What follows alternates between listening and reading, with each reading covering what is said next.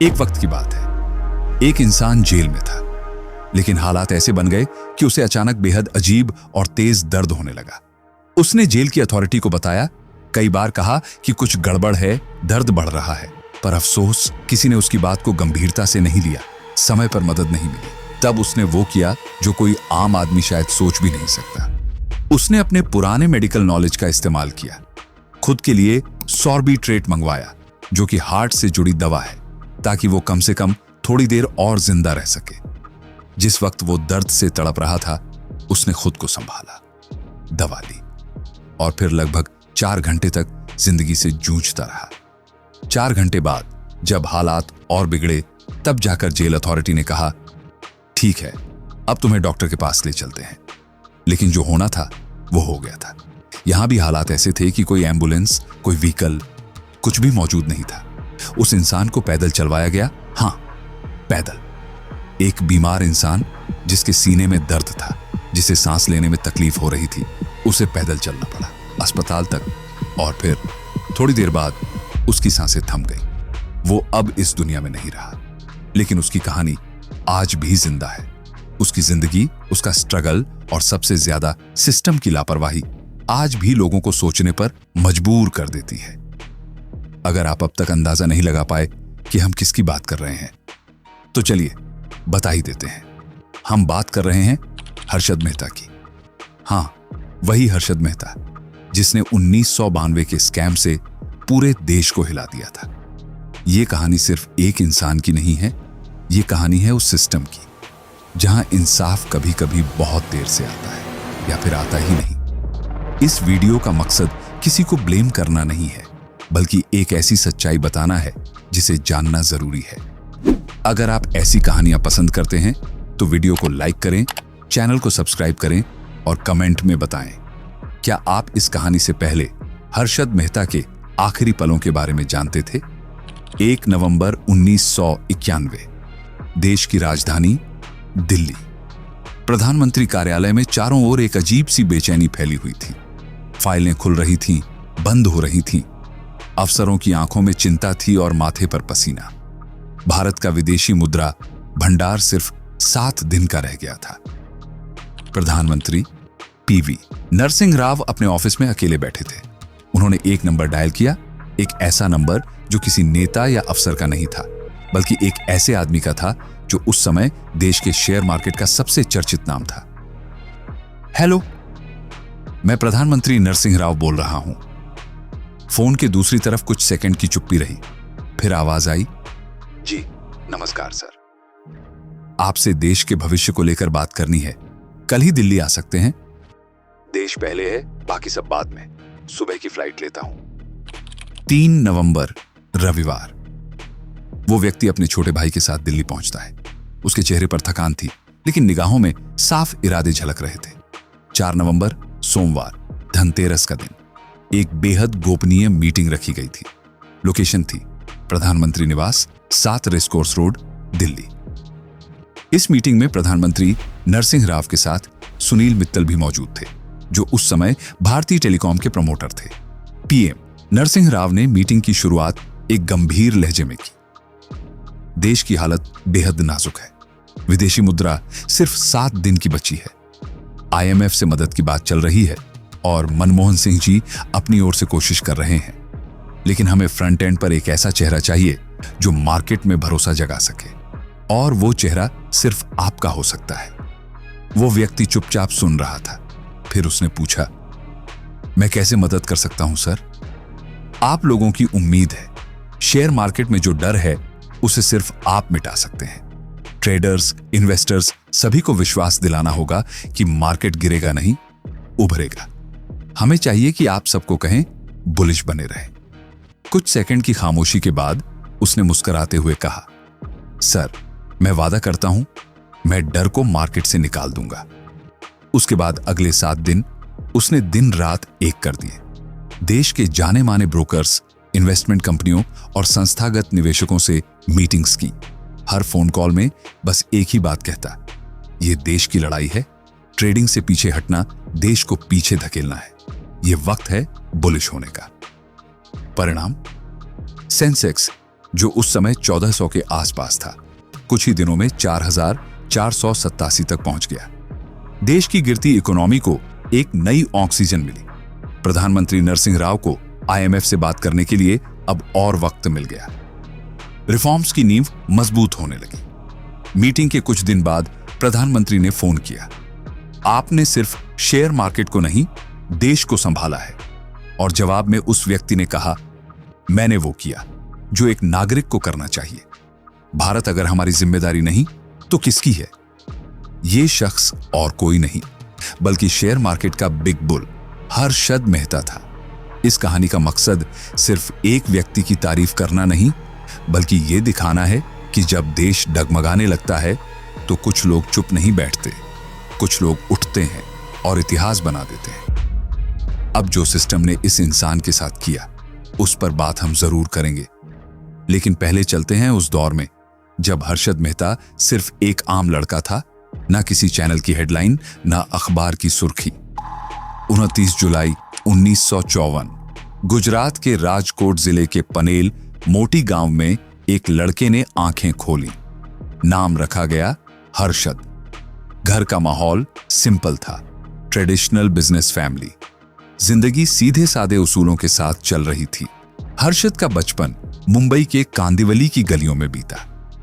फिर एक वक्त ऐसा आया जब उनका परिवार शिफ्ट हो गया छत्तीसगढ़ के रायपुर, जहां वो मोधापारा के गुरु नानक चौक में रहने लगे। स्कूल कॉलेज की पढ़ाई के बाद उन्होंने मुंबई के लाला लाजपत राय कॉलेज से B.Com की डिग्री ली। लेकिन डिग्री लेने के बाद जिंदगी ने कोई रेड कारपेट नहीं बिछाया। अगले 8 साल तक हर्षद ने छोटी मोटी नौकरियां की। उनकी पहली जॉब थी न्यू इंडिया इंश्योरेंस कंपनी में एक सेल्समैन की, जहां रोज की लड़ाई थी, पॉलिसी बेचो, टारगेट पूरा करो। भाई, ये जिंदगी का कौन सा पड़ाव है? ना नाम है, ना पैसा, ना सुकून।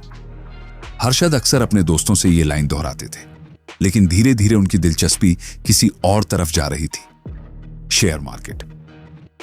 उन्हें महसूस हुआ कि असली खेल तो बॉम्बे स्टॉक एक्सचेंज के उन बड़े बड़े डीलिंग रूम्स में है। तभी उन्होंने एक ब्रोकरेज फर्म ज्वाइन की, हरि जीवनदास नैमिदास सिक्योरिटीज। वहीं उनकी मुलाकात हुई एक बेहद इंटेलिजेंट आदमी से, प्रसन्न परिजीवन दास। अगर बाजार समझना है तो सिर्फ नंबर मत देखो, उसके पीछे की साइकोलॉजी को समझो। ये लाइन प्रसन्न जी की थी और हर्षद ने इसे जिंदगी भर याद रखा। उन्होंने प्रसन्न को अपना गुरु मान लिया। उनके साथ बैठकर मार्केट की बारीकियों को पढ़ा, समझा और महसूस किया। अब हर्षद सिर्फ एक कर्मचारी नहीं था, बल्कि एक सीरियस स्टूडेंट बन चुका था और उसका सब्जेक्ट था मार्केट का माइंडसेट। साल 1984 में उन्होंने अपनी खुद की फर्म शुरू की, grow more resources and asset management, और कुछ ही समय बाद उन्होंने बॉम्बे स्टॉक एक्सचेंज की मेंबरशिप ले ली। यही वो मोड़ था जहां से हर्षद का असली सफर शुरू हुआ। अब वो सिर्फ शेयर बेचने वाला इंसान नहीं था, बल्कि मार्केट की नस नस पहचानने वाला नाम बन रहा था। ब्रोकर के तौर पर उन्होंने जो स्केल हासिल किया, वो उस दौर में किसी ने सोचा भी नहीं था। मैं गिर सकता हूं, लेकिन अगर उठूं तो पूरा मार्केट हिलेगा। हर्षद मेहता की ये सोच ही उन्हें भीड़ से अलग करती थी। कुछ सालों के अंदर वो सिर्फ एक ब्रोकर नहीं, बल्कि शेयर मार्केट के सुपरस्टार बन चुके थे। और यही वो वक्त था जब उनकी कहानी लोगों के दिलों में बसने लगी। लेकिन जैसे जैसे वक्त बीतता गया, हर्षद मेहता की जिंदगी का वो चमकता हुआ चेहरा एक दिन धुंधलाने लगा। धीरे धीरे उन पर बड़े आरोप लगने शुरू हुए। 600 से भी ज्यादा सिविल केस उनके खिलाफ दर्ज हुए और सबसे बड़ा इल्जाम इनसाइड ट्रेडिंग का। अब बहुत से लोग सोचेंगे, ये इनसाइड ट्रेडिंग होता क्या है? तो सीधा सा मतलब है किसी कंपनी के अंदर के कर्मचारियों से सीक्रेट जानकारी लेकर मार्केट में उसी का गलत फायदा उठाना। जैसे अगर किसी कंपनी का एम्प्लॉय कहे कि अगले महीने उनका प्रॉफिट जबरदस्त आने वाला है और आपने वो खबर किसी और से पहले पकड़ ली, तो आप उस कंपनी के शेयर पहले से खरीद लेते हो। फिर जब असली खबर आती है, शेयर ऊपर उड़ जाता है और आप करोड़ों कमा लेते हो। समझ रहे हो? खेल बहुत सिंपल है, बस पकड़ होनी चाहिए इनसाइड न्यूज पर। और हर्षद इस खेल का उस्ताद था। लेकिन यहां से उसकी चढ़ाई जितनी तेज हुई, गिरावट भी उतनी ही खतरनाक होने लगी। अब जरा पीछे चलते हैं 1990 के दशक की तरफ। बॉम्बे स्टॉक एक्सचेंज पर हर्षद का सिक्का पूरी तरह जम चुका था। उसने एक ऐसा कारनामा कर दिखाया कि पूरी मार्केट हिल गई। एक कंपनी थी SEC सीमेंट। उसके शेयर की वैल्यू उस वक्त सिर्फ 200 रुपए थी, लेकिन हर्षद ने उसके पीछे ऐसा मैजिक किया कि कुछ ही समय में वही शेयर 9,000 रुपए तक पहुंच गया। कंपनी वाले खुद चौंक गए कि ऐसा क्या हो गया। लोगों को लगा हर्षद जहां हाथ रखता है वहां सोना उगता है, और धीरे धीरे वो नाम बन गया जिस पर शेयर मार्केट आंख मूंद कर भरोसा करने लगा। वो किसी भी कंपनी के शेयर का नाम लेता और अगले ही दिन उस कंपनी का शेयर आसमान छूने लगता। भाई, हर्षद बोला है इसमें पैसा लगाओ, तो मतलब पैसा बनना तय है। ऐसी बातें अब मार्केट के गलियारों में आम हो गई थी। शोहरत, पैसा, रुतबा, सब कुछ हर्षद के कदमों में था। उसके पास मुंबई में समंदर किनारे 15,500 स्क्वायर फीट का पेंट हाउस था, महंगी गाड़ियां, चमचमाते सूट्स, बिजनेस क्लास ट्रैवल। अब हर्षद सिर्फ एक ब्रोकर नहीं बल्कि सेलिब्रिटी था। मैगजीन के कवर पर उसकी तस्वीरें छप रही थी, टीवी पर उसका इंटरव्यू आता था, और फिर हर्षद ने लिखना भी शुरू किया, अखबारों में कॉलम। दोस्तों, इस कंपनी में इन्वेस्ट करिए, आने वाला समय इसका है। लोग मान भी जाते थे, लेकिन खेल यहीं शुरू होता था। हर्षद जिन कंपनियों के शेयर पहले से खरीद कर रखता था उन्हीं पर आर्टिकल लिखता। लोग उस पर भरोसा करते, पैसा लगाते, शेयर ऊपर जाता और वो प्रॉफिट बटोरता। भरोसे का धंधा सबसे मुनाफे वाला होता है, और वो इस भरोसे को बखूबी कैश कर रहा था। लेकिन जैसा हर फिल्म में होता है, जब कहानी बहुत अच्छी चल रही हो तब एक ट्विस्ट जरूर आता है। हर्षद मेहता की कहानी में भी वो मोड़ आने वाला था, और उस मोड़ पर सिर्फ शक नहीं था, सिस्टम की नजर भी थी। अब आप सोच रहे होंगे कि आखिर ये घोटाला होता कैसे था, मतलब इतना पैसा आया कहां से और किसी को पता तक नहीं चला। तो चलिए वो राज भी अब खोल ही देते हैं। साल 1992 की बात है। टाइम्स ऑफ इंडिया की एक जानी मानी पत्रकार थी सुचेता दलाल। उन्होंने एक ऐसा रिपोर्ट छापा जिसने देश भर में भूचाल ला दिया। रिपोर्ट में जो बातें थीं वो किसी बॉलीवुड फिल्म की कहानी से कम नहीं थी। दरअसल हर्षद मेहता बैंकों से 15 दिन का शॉर्ट टर्म लोन लिया करता था। अब आप सोचेंगे, अरे ये तो नॉर्मल है, कई बिजनेस ऐसा करते हैं। लेकिन हर्षद का तरीका थोड़ा अलग था, और यहीं से कहानी में ट्विस्ट आता है। वो बैंक से जो पैसा उठाता उसे सीधे स्टॉक मार्केट में झोंक देता, वो भी किसी खास शेयर में, जिससे उसकी वैल्यू तेजी से ऊपर जाती। फिर जब शेयर का भाव बढ़ता वो उसे बेच देता, मोटा मुनाफा कमाता, और फिर लोन ब्याज समेत बैंक को लौटा देता। काम पूरा, पैसा वापसी, बैंक भी खुश, हर्षद भी सुपरहिट। अब सोचिए, ये काम अगर एक बार किया जाए तो शायद नजर ना आए, पर हर्षद तो कई बैंकों के साथ बार बार यही खेल खेल रहा था। लेकिन असली खेल तब शुरू होता था जब वो इस पूरे प्रोसेस के लिए फर्जी बैंक रिसीट्स यानी फेक BRs, बैंक रिसीट्स का इस्तेमाल करता। BR यानी बैंक रिसीट एक ऐसा डॉक्यूमेंट होता है जो बैंक ये कहने के लिए देता है कि हमने फलां पार्टी से सिक्योरिटी ली है और बदले में पैसा दिया है। लेकिन हर्षद ने कुछ बैंक अधिकारियों से सांठगांठ कर रखी थी। BR तो बना देंगे, बस आप नाम बताइए। और इन्हीं नकली BRs के दम पर वो करोड़ों का खेल करता चला गया। लेकिन जैसे ही सुचेता दलाल की रिपोर्ट सामने आई, पूरा सिस्टम हिल गया। ये क्या हो गया? करोड़ों का खेल और किसी को भनक तक नहीं लगी। जैसे ही रिपोर्ट वायरल हुई, सारे बैंक हरकत में आ गए। उन्होंने हर्षद से अपना पैसा वापस मांगना शुरू कर दिया, और यहीं से शुरू हुई हर्षद मेहता की सबसे बड़ी मुसीबत। लेकिन जब यह घोटाला सबके सामने आया, तब असली ड्रामा शुरू हुआ। कहते हैं ना, कानून अपना काम धीरे करता है, पर मीडिया नहीं। कुछ ऐसा ही हुआ हर्षद मेहता के साथ। कोर्ट में तो केस चल रहा था, फैसला आना बाकी था, लेकिन मीडिया ने पहले ही फैसला सुना दिया था। टीवी पर, अखबारों में, हर जगह एक ही शोर था, हर्षद मेहता शावा भारत का सबसे बड़ा घोटालेबाज। लोगों के मन में यह बात ऐसे बैठ गई जैसे पत्थर पर लकीर। गुड़ का बाप कोल्हू यही है, यही कहा जाने लगा। लेकिन क्या यह सच था या बस एक प्रेजेंटेशन? हर्षद की मौत के कई सालों बाद उसकी पत्नी ज्योति मेहता ने सामने आकर एक बात कही, जिस घोटाले का फैसला कोर्ट ने अब तक नहीं दिया, उसका फैसला लोगों ने टीवी देखकर कर लिया था। अब जरा सोचिए, जब किसी का ट्रायल कोर्ट से पहले न्यूज स्टूडियो में हो जाए तो इंसाफ का क्या मतलब रह जाता है। असल में हर्षद मेहता के साथ जो हुआ वो सिर्फ एक केस नहीं था, वो था एक ऐसा सिस्टम जो किसी को पहले आसमान तक चढ़ाता है और फिर बिना पैराशूट के नीचे फेंक देता है। अब थोड़ा जूम इन करते हैं। शेयर मार्केट में ब्रोकर का रोल क्या होता है? एक अच्छा ब्रोकर वो होता है जो अपने क्लाइंट को समझदारी से, लीगल तरीके से सही जगह इन्वेस्ट करने की सलाह दे और बदले में चार्ज ले। लेकिन हर्षद तो कुछ अलग ही सोच लेकर आया था। 1980 के दशक के आखिर में जब लोग रजिस्टर कलम से हिसाब रखते थे, हर्षद ने अपने ऑफिस में कंप्यूटर लगा लिए थे। वो हिंदुस्तान का पहला ब्रोकर था जिसने शेयर ट्रेडिंग को डिजिटल टच दिया। सिर्फ इतना ही नहीं, उसने खुद का टेलीफोन एक्सचेंज बनवाया ताकि उसके क्लाइंट्स उसे डायरेक्ट कॉल कर सकें और तुरंत सलाह पा सकें। बिना लाइन में लगे, बिना होल्ड के, डायरेक्ट हर्षद से कनेक्शन। लोग उस पर भरोसा करने लगे थे क्योंकि वो उन्हें वही सुविधा दे रहा था जो आज की ऑनलाइन ट्रेडिंग प्लेटफॉर्म्स देते हैं, वो भी 3 दशक पहले। उसने ब्रोकर का काम सिर्फ फाइनेंस ग्रेजुएट्स तक सीमित नहीं रखा।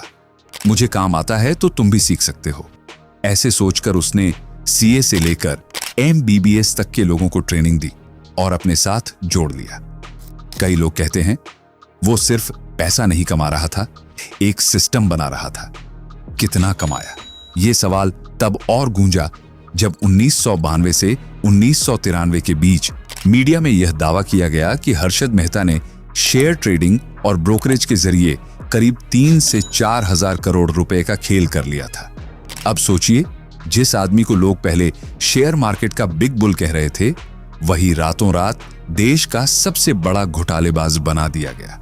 लेकिन हकीकत क्या थी? CAG की रिपोर्ट कहती है हर्षद मेहता की कमाई सिर्फ 123 करोड़ रुपए थी। इतना फर्क, किसी को भी शक हो जाए।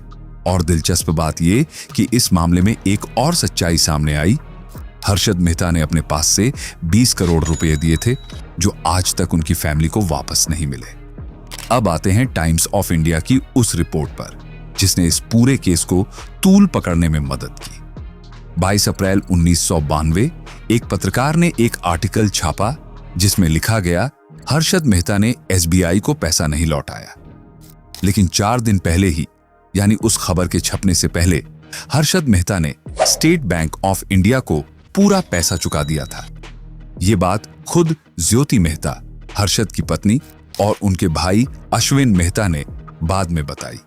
और सबसे बड़ी बात, M.N. गोकोलिया जो उस वक्त SBI के चेयरमैन थे, उन्होंने खुद 23 अप्रैल 1992 को इकोनॉमिक टाइम्स को दिए इंटरव्यू में कहा, सिक्योरिटी को लेकर जो भी छोटी मोटी दिक्कतें थीं वो सॉल्व हो चुकी हैं, सारा रिकॉन्सिलिएशन क्लियर हो गया है।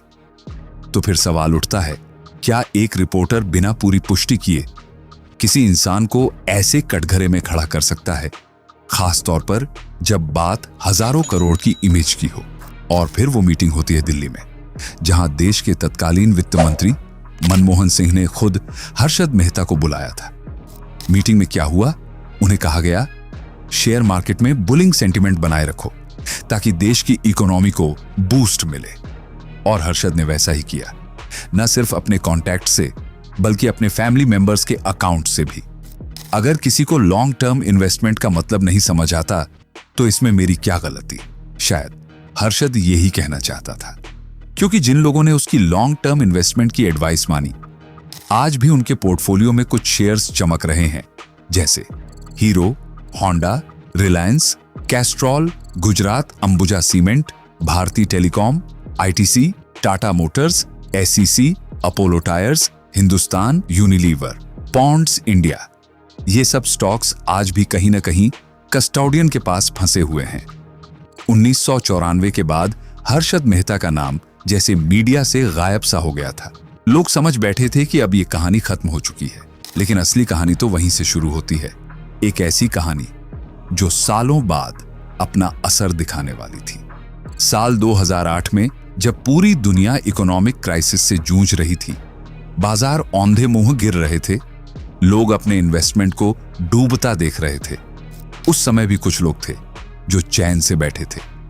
वो लोग जो हर्षद मेहता की सोच पर भरोसा करके इन्वेस्टमेंट कर चुके थे और वो इन्वेस्टमेंट 18 गुना मुनाफा दे चुके थे।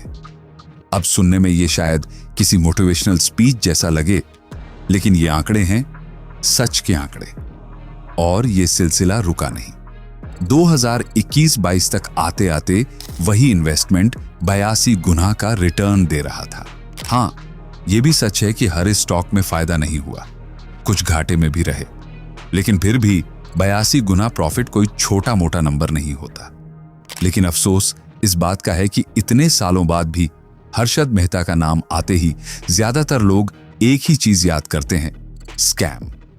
अब सोचिए जरा, एक आदमी जिसने करोड़ों लोगों को शेयर मार्केट से जोड़ा, उन्हें कमाने का नजरिया दिया, वो हमेशा के लिए सिर्फ एक घोटालेबाज के नाम से पहचाना गया। ज्योति मेहता और अश्विन मेहता ने एक इंटरव्यू में कहा था, अगर हम चाहते तो देश छोड़ सकते थे, लेकिन हमने नहीं छोड़ा। हम अपने देश की कानून व्यवस्था में विश्वास रखते थे। उन्होंने साफ कहा कि हर्षद मेहता हर रोज कोर्ट में हाजिरी लगाते थे। उनका पासपोर्ट रद्द कर दिया गया था। न वो देश छोड़ सकते थे, न छिप सकते थे, न भाग सकते थे। फिर भी उन्होंने हर एजेंसी से पूरा सहयोग किया, सीबीआई हो, इनकम टैक्स हो या कोर्ट। उन्होंने किसी से मुंह नहीं मोड़ा। उन्हें लगता था कि देश का न्याय तंत्र उनके साथ न्याय जरूर करेगा। लेकिन इस दौरान एक नाम सामने आया, Manu Manik. Income tax department में यह नाम इन्फॉर्मर के तौर पर चर्चित हुआ। कहा जाता है कि इन्होंने ऐसा माहौल बना दिया जिसमें हर्षद मेहता को हर तरफ से घेरा गया। यानी एक तरफ सीबीआई, दूसरी तरफ आईटी डिपार्टमेंट, ऊपर से कोर्ट, और मीडिया तो मानो पहले ही जज बन बैठा था।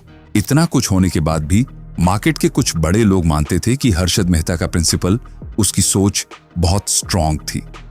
उनका हमेशा यही कहना था, देश का पैसा देश में लगाइए और यहीं से पैसा बनाइए। वो चाहते थे कि आम भारतीय शेयर मार्केट से जुड़े। उनका सपना था कि हम अपने देश की कंपनियों में इन्वेस्ट करें, उन्हें बड़ा करें और उस ग्रोथ का फायदा हर आम आदमी को मिले। आज जब हम स्टार्टअप्स और यूनिकॉर्न्स की बात करते हैं तो कहीं ना कहीं उसकी नींव हर्षद जैसे लोगों ने ही रखी थी, जिन्होंने हमें यह समझाया कि पैसा सिर्फ कमाने की चीज नहीं, देश बनाने का भी जरिया है। और इस बात से तो कोई इनकार कर ही नहीं सकता कि शेयर ट्रेडिंग की दुनिया में हर्षद मेहता ने जो किया वो बाकियों से बिल्कुल अलग था। उनके ट्रेडिंग स्टाइल को देखकर, सीखकर और अपनाकर न जाने कितने लोगों ने करोड़ों रुपए कमाए। जिन लोगों ने उनके बताए पैटर्न पर इन्वेस्ट किया, उन्हें अच्छा खासा रिटर्न मिला। जो कैपिटल उन्होंने लगाया था उसका कई गुना पैसा बनकर उनके पास आया। यहां तक कि कुछ कंपनियां ऐसी भी थीं जो हर्षद मेहता की वजह से ही लाइमलाइट में आईं। उन्होंने ग्रो किया, उनका नाम बना और उनका बिजनेस भी खूब फला फूला। लेकिन जब बात पब्लिक इमेज की आती है तो वहां हर्षद मेहता के हिस्से में बस स्कैम ही आया। पब्लिक को जो भी जानकारी मिली वो सब पहले से फिल्टर की गई थी। पहले मीडिया हाउसेस ने, फिर कुछ स्पेसिफिक जर्नलिस्ट्स ने और फिर आई फिल्में, जिन्होंने हर्षद मेहता को सिर्फ एक साइड से दिखाया, वो भी वही साइड जो सनसनीखेज लगती है। लेकिन जिस इंसान ने सिस्टम को समझकर उसका इस्तेमाल किया और दूसरों को भी कमाने का नजरिया दिया, उसकी फैमिली ने जो झेला उसकी कहानी कोई नहीं सुनना चाहता। उनकी फैमिली को, उनके करीबियों को जैसे बिना सुने ही दोषी बना दिया गया। मीडिया ट्रायल ने एक आम आदमी की नजरों में उनकी इमेज ऐसी बना दी कि मानो हर्षद मेहता देश के सबसे बड़े गुनहगार हों। उधर इन्वेस्टिगेशन एजेंसियों का रवैया भी कुछ ऐसा रहा जिसे इंसाफ नहीं कहा जा सकता। घर की सारी लग्जरी, सारी प्रॉपर्टी, तमाम बैंक अकाउंट्स, सब कुछ सीज कर लिया गया। एक तरह से पूरी फैमिली को सबक सिखाने का मोहरा बना दिया गया।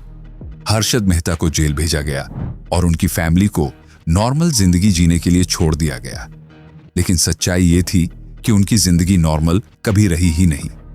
अब सोचिए, उनके कजिन जो डॉक्टर थे, उनको किडनी का ऑपरेशन कराना था, लेकिन उनके अकाउंट भी सीज कर दिए गए। इतनी जरूरी मेडिकल कंडीशन में भी उन्हें एक पैसा नहीं दिया गया। इतना ही नहीं, हर्षद मेहता की मां रसीला मेहता, जिनके पास इस सारे केस के सामने आने से पहले के भी कुछ हीरो होंडा के शेयर थे, उन्हें भी सीज कर दिया गया। जब उनकी तबीयत खराब थी तो उन शेयरों से मिलने वाला पैसा उनके इलाज के लिए रिलीज तक नहीं किया गया। अब सोचिए जरा, यह सजा किसकी थी? उस इंसान की जो सिस्टम के लूप होल्स को समझा और उसी सिस्टम में खेला, या उसकी फैमिली की जो बस उससे जुड़ी थी? उस वक्त उन्हें भी बहुत कुछ सहना पड़ा। हर दिन का स्ट्रेस, हर रात की बेचैनी, और फिर 26 अप्रैल 2020 को उन्होंने इस दुनिया को हमेशा के लिए अलविदा कह दिया। ज्योति मेहता ने बाद में बताया कि जिस स्कैम 1992 वेब सीरीज ने हर्षद मेहता की कहानी को दोबारा लोगों के सामने लाकर खड़ा कर दिया, और जिस पर बाद में द बिग बुल जैसी फिल्में भी बनी, इन सब के लिए उनसे कभी कोई कंसेंट नहीं ली गई। उनकी इजाजत के बिना ये कहानियां बनाई गईं, बेची गईं और करोड़ों कमाए गए। ज्योति मेहता ने यह भी बताया कि एक बार बॉलीवुड के बड़े स्टार अनिल कपूर ने उनसे संपर्क किया था। उन्होंने कहा कि वो हर्षद मेहता की जिंदगी पर एक पॉजिटिव फिल्म बनाना चाहते हैं, एक ऐसी कहानी जो लोगों को बताए कि हर्षद कौन था और किन हालातों में फंसा। कपूर साहब ने लगभग 1 महीने तक इनसे बात की, डिटेल्स ली, फैक्ट्स कलेक्ट किए, लेकिन मेहता परिवार नहीं चाहता था कि एक बार फिर किसी कहानी को मोड़ मरोड़ कर पेश किया जाए। वो लोग अब शांति से जीना चाहते थे, इसीलिए उन्होंने खुद को पीछे खींच लिया। पर बात यहीं खत्म नहीं हुई। ज्योति मेहता की शिकायत है कि कुछ पत्रकारों ने अपनी टीआरपी, नाम और शोहरत के लिए बिना पूरी सच्चाई जाने, बिना फैक्ट्स को वेरीफाई किए रिपोर्टिंग कर दी। उसने सिर्फ खुद को चमकाया और हमारी सच्चाई को कुचल दिया। उन्होंने कहा, अब जरा एक नजर डालिए उस सिस्टम पर जिसने एक इंसान की आखिरी सांसों में उसके साथ कैसा सलूक किया। 18 दिसंबर 2001 रात के करीब 11 बजे मुंबई की ठाणे जेल से खबर आती है कि एक कैदी की हार्ट अटैक से मौत हो गई है। उस शख्स का नाम हर्षद मेहता, जो पिछले 54 दिन से कस्टडी में था। उम्र सिर्फ 47 साल, और सबसे अहम बात, उसकी कोई मेडिकल हिस्ट्री नहीं थी। लेकिन उसके परिवार का कहना है कि उसकी हालत तो 4 घंटे पहले से ही बिगड़ रही थी। उसे सीने में तेज दर्द था। वो बार बार कह रहा था कि कुछ गलत हो रहा है, लेकिन जेल प्रशासन ने बात को सीरियसली नहीं लिया। हर्षद का भाई सुधीर मेहता भी उसी जेल में बंद था, लेकिन उन्हें एक दूसरे से मिलने की इजाजत नहीं थी, देखने तक नहीं दिया जाता था। बताया जाता है कि जब दर्द असहनीय हो गया तो किसी तरह हर्षद ने सुधीर तक मैसेज भिजवाया, कुछ करो, बहुत दर्द हो रहा है। सुधीर ने जेल अथॉरिटी को तुरंत अलर्ट किया, लेकिन जवाब मिला, देखते हैं।